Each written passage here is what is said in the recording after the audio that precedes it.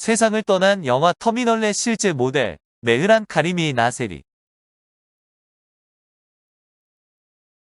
스티븐 스필버그 감독의 톰 행크스 주연으로 전 세계적으로 유명했던 영화 터미널에 영감을 준 인물인 메흐란 카리미 나세리가 2022년 11월 12일 세상을 떠났습니다. 파리 드골 공항 2층 터미널에서 심장마비로 77세로 자연사를 했는데, 그는 2006년에 공항을 떠나 프랑스의 보호소, 호텔 등을 전전하다 사망 몇 주 전에 공항으로 돌아왔었습니다. 메흐란 카리미 나세리. 메흐란 카리미 나세리는 1988년 8월 26일부터 2006년 7월에 입원할 때까지 프랑스 파리 샤를 드골 공항 제1터미널 출국장에서 거주한 이란 출신의 난민입니다. 엘프리드 메흐란 경이라는 이름으로 알려진 나세리의 자서전은 2004년에 터미널 맨이란 책으로 출판되었습니다. 메흐란 카리미 나세리는 1945년에 이란 후제스탄주 마스제드 솔레이만에 위치한 앵글로 페르시아 석유회사 소속 정착촌에서 태어났는데, 아버지는 그 회사에서 일했던 이란 출신의 의사였습니다.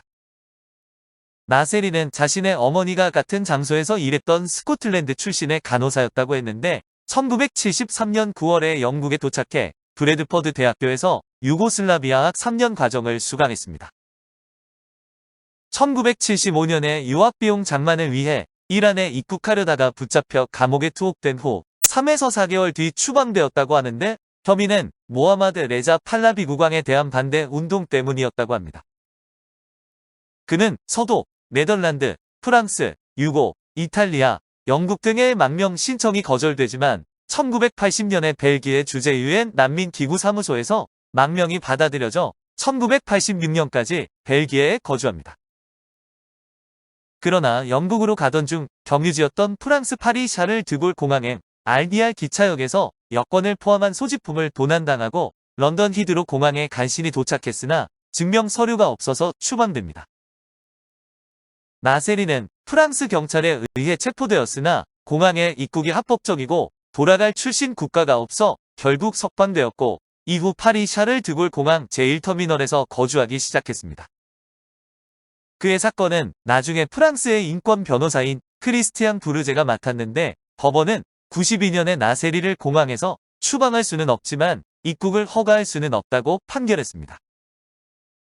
그는 1992년에 일시 망명자 자격으로 프랑스 입국이 허용됐지만 프랑스 법원에 의해 다시 공항 여객터미널 체르 지역으로 가게 됩니다. 벨기에 정부에 망명 신분 회복을 요청했지만 망명자가 자국을 떠나면 재입국을 허용하지 않는다는 벨기에 정부 방침에 따라 거절당합니다. 1999년에 프랑스 정부가 임시 망명 여권을 부여해 이후 프랑스의 거주가 허용되지만 영국으로 가고 싶을 뿐이라며 제의를 거절하고 스스로 이란 사람임을 부인하기 시작했습니다.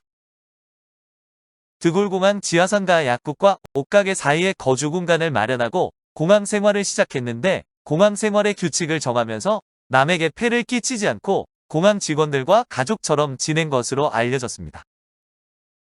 공항 생활에 적응한 그는 공항을 자신의 거처처럼 생각해 아침 일찍 일어나 세수를 하고 주변을 청소했으며, 공항 직원들도 그에게 편의를 제공해줬습니다. 대부분의 시간을 독서로 보낸 그는 일기를 쓰면서 자서전을 썼는데, 덕분에 그는 자신의 자서전을 판매하는 공항 내 서점에서 그를 알아본 사람들에게 사인을 요청받기도 합니다.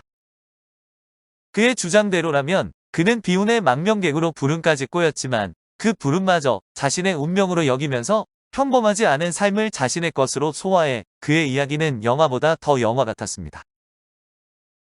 자신이 무국적자라고 선언한 후 공항에서 나세리는 책을 읽고 일기를 쓰고 경제학을 공부하면서 항상 짐을 곁에 두었다는데, 터미널 정착 18년 만인 2006년 병원에 입원하면서 처음 공항을 떠났습니다. 나세리의 공항 체르는 2006년 7월에 나세리가 병원에 입원하자 공항에 있던 자리가 해체되면서 끝이 났는데, 그는 2007년 1월 말에 병원을 떠나 프랑스 적십자사 공항 지부에서 치료를 받았습니다. 나세리는 공항에서 가까운 호텔에 몇 주 동안 묵었고 2007년 3월 6일에 파리 29에 위치한 에마이스 자선 리셉션 센터로 자리를 옮겼으며 2008년부터 파리 보호소에서 생활했습니다. 그는 공항 직원들로부터 음식과 신문을 받았고 그의 이야기와 응원의 편지를 듣기를 열망하는 기자들의 방문도 받았는데 그가 사망한 후 수천 유로가 발견됐다고 합니다. 이란의 모하마드 레자 팔라비 국왕은 나세리가 망명 생활을 하도록 만든 모하마드 레자 샤 팔라비는 팔라비 왕조의 제2대 샤로서 1941년 즉위했으며 1979년 2월 11일 이슬람 혁명으로 축출되었습니다. 테헤란에서 레자 샤 팔라비와 그의 두 번째 아내 사이에서 태어났는데 레자 샤의 11남매 중 셋째였으며 아들들 중에서는 장남이었고 쌍둥이 누이 아스라프 팔라비와 함께 태어났습니다. 레자 샤는 1919년에 아들이 태어나면서 자신의 행운이 시작되었다고 믿고 모하마드를 행운의 새라는 뜻의 코스가담이라고 불렀답니다. 모하마드 레자가 11살이 되었을 때 아버지 레자 샤는 아들을 스위스의 STT 르 로제로 유학 보냈는데 해외에서 교육을 받은 최초의 이란 왕위 계승 후보자였습니다. 4년 동안 스위스에서 지내다가 고등학교 졸업장은 이란에서 받기 위해 1936년 귀국했고 그 뒤 테헤란의 군사학교에 입학하여 1938년까지 다녔습니다. 모하마드 레자 팔라비는 제2차 세계대전 와중 영국과 소련이 이란을 침공했을 때 부왕 레자 샤 팔라비가 퇴위하자 왕위에 즉위했습니다. 모하마드 레자의 7세 당시 민주적으로 선출된 모하마드 모사데그 총리에 의해 이란의 석유 산업이 국유화되었던 적도 있었지만 1953년에 쿠데타가 일어나 모사데그는 실각을 했습니다. 키루스 대제의 아케메네스 제국 때부터 따져 이란 군주제 2500주년을 기념하기도 했으며 백색 혁명을 통해 일련의 경제적, 사회적, 정치적 개혁을 꾀하였습니다. 그러나 세속적 무슬림이었던 모하마드 레자는 시아파 성직자들 뿐만 아니라 노동계급, 특히 전통적 상인 계급인 다자리들의 지지를 잃게 되었습니다.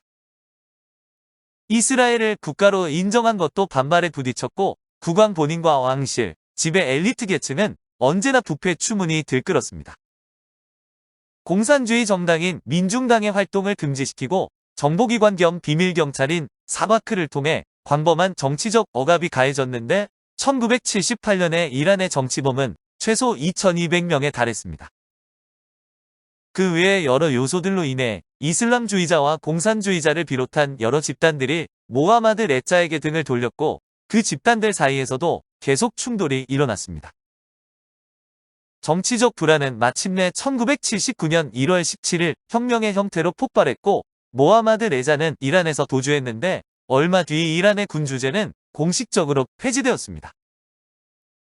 그 후 루올라 호메이니가 사실상의 법왕에 올라 이슬람 공화국을 선포했는데 이후 모하마드 레자는 이란으로 돌아가면 처형될 신세가 되어 이집트에 망명하고 이집트에서 객사했습니다. 그의 자서전과 다큐멘터리 2004년에는 그의 자서전인 터미널 맨이 영국의 작가인 앤드루 돈킨과 공동 집필에 출간되었는데 선데이 타임스는 매우 불안하고 훌륭하다고 평가했습니다. 2003년에 스티븐 스필버그 감독이 소속되어 있던 드림웍스가 나세리에게 그의 이야기에 대한 권리를 영화 소재로 활용하기 위해 25만 달러를 지불했지만 영화에는 이야기가 사용되지 않았습니다. 그렇지만 영화 터미널에서 톰 행크스가 맡았던 빅토르 나모르스키 역에 영감을 주었다는데 이 영화의 웹사이트나 홍보 자료 어디에도 나세리의 상황을 영화의 영감으로 언급하지는 않았습니다. 2004년에는 나세리가 자신의 벤치 옆에서 자신의 여행 가방을 걸치고 있는 스필버그 감독의 모습이 등장하는 영화를 광고하는 포스터를 들고 있었다고 보도했습니다. 보도에 따르면 나세리는 영화 터미널에 대해 흥분했다고 하지만 나세리가 영화관에서 그 영화를 볼 기회가 있을 것처럼 여기지는 않았다고 합니다. 나세리의 이야기는 장 로슈포르가 주연을 맡았고 1994년에 국제적으로 개봉된 프랑스 영화 하늘에서 떨어지다에도 영감을 주었습니다.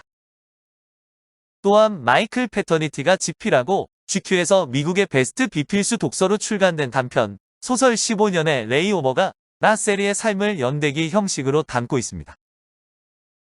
핀란드의 이란 출신 작가인 알렉시스 크로스는 2000년에 나세리를 주제로 한 다큐멘터리 영화 드골 공항에서 고도를 기다리며를 제작했습니다. 영국의 영화 감독인 글렌 러치퍼드와 폴 버첼러는 2001년에 나세리를 주인공으로 한 다큐멘터리 여기에서 어디로를 제작했습니다. 하미드 라흐마니안과 멜리사 히바드는 2001년에 다큐멘터리 샤를 드골 공항의 엘프리드 경을 제작했습니다. 나세리의 이야기는 2006년 3월에 오스트레일리아에서 상연되고 헬프먼상을 수상한 영국의 작곡가 조너선 도브의 현대 오페라 플라이트에 영감을 주기도 했습니다. 영화 터미널. 앞에서 잠깐 말한 것처럼 그의 이야기를 모티브로 해서 만들어진 영화가 스티븐 스필버그 감독, 톰 행크스 주연의 터미널입니다. 영화 터미널은 공식적으로 그의 이야기를 하지 않는데 난민임을 주장했던 메르안과는 달리 터미널의 주인공 빅토르 나모르스키는 단순히 입국자였습니다. 빅터 나모르스키는 동유럽의 가상국가인 크로코지아 출신으로 조국의 갑작스런 내전이 일어나 유령국가가 되면서 덩달아 무국적자가 돼 공항에서 옴짝달싹 갈 수 없는 신세가 됩니다. 조국의 불안한 미래와 두고 온 가족에 대한 두려움 때문에 울먹이던 그는 이내 자신의 처지를 받아들여 공항에서의 삶을 시작합니다.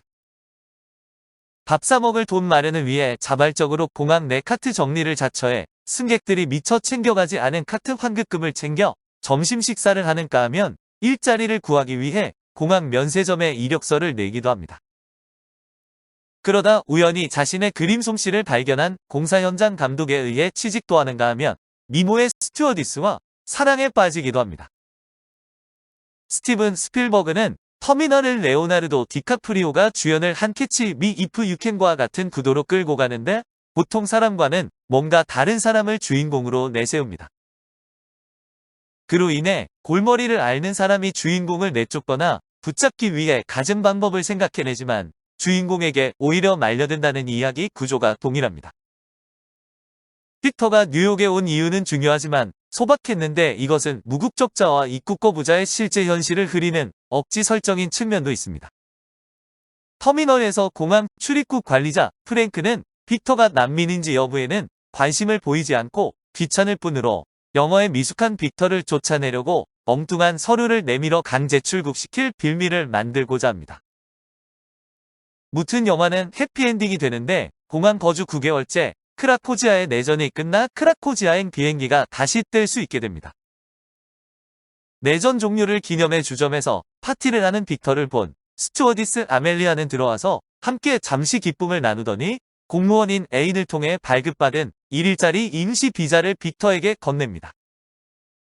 빅터는 아멜리아에게 같이 뉴욕에 가자고 제안했지만 아멜리아는 조세핀이 나폴레옹에게 결혼 선물로 무엇을 줬는지 말해주었는데 그것이 운명이란 단어가 새겨진 사진을 넣는 금목걸이였다고 합니다.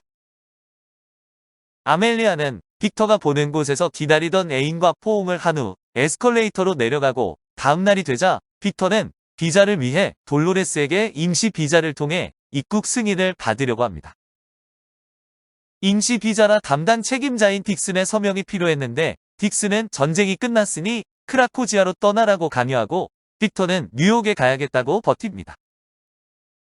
하지만 딕슨은 빅터의 공항 친구들을 해고할 수 있는 사유들을 내세우면서 자꾸 이렇게 나오면 그들을 자를 수밖에 없다고 협박을 합니다. 결국 나모스키가 뉴욕 방문을 체념하고 게이트 앞에서 크라코지아행 비행기를 기다리던 중에 절친한 친구가 되어준 청소부 구파 할아버지가 공항 밖에 나가 크라코지아행 비행기의 앞길을 막습니다. 그 순간 미국발 상황판에서 크라코지아행 비행기는 지연으로 바뀌고 용기를 얻은 빅터는 마음을 고쳐먹고 공항 직원들의 따뜻한 배웅 속에서 공항을 빠져나가 뉴욕으로 갑니다. 처음에는 딕슨이 경비원들에게 출구를 막고 체포할 것을 명령했으나 빅터의 사정을 알게 됐던 서머니 뉴욕은 춥다며 빅터에게 자신의 코트를 덮어준 뒤 보내줍니다. 이 장면을 카메라로 보고 문 앞까지 왔던 딕슨은 그를 잡을지 묻는 다른 경비원에게 다른 주요국 도시에서 들어오는 비행기들이 있는 시간이니 일하러 가자며 나모스키를 보내줍니다. 결국 빅터는 택시를 타고 렉싱턴 161번지로 가서 그곳에서 빅터 나모스키의 아버지의 컬렉션을 완성하게 됩니다. A 그레이트 데이인 할렘이란 유명한 사진에 재즈의 위대한 거장 57명이 등장하는데 재즈를 좋아했던 빅터의 아버지는 이 중 56명의 사인을 받았습니다. 그러나 색소폰 연주자인 벤이 골슨의 사인만 얻지 못한 채 세상을 떠났는데 빅터는 그를 만나서 사인을 받기 위해 뉴욕으로 향했던 것입니다.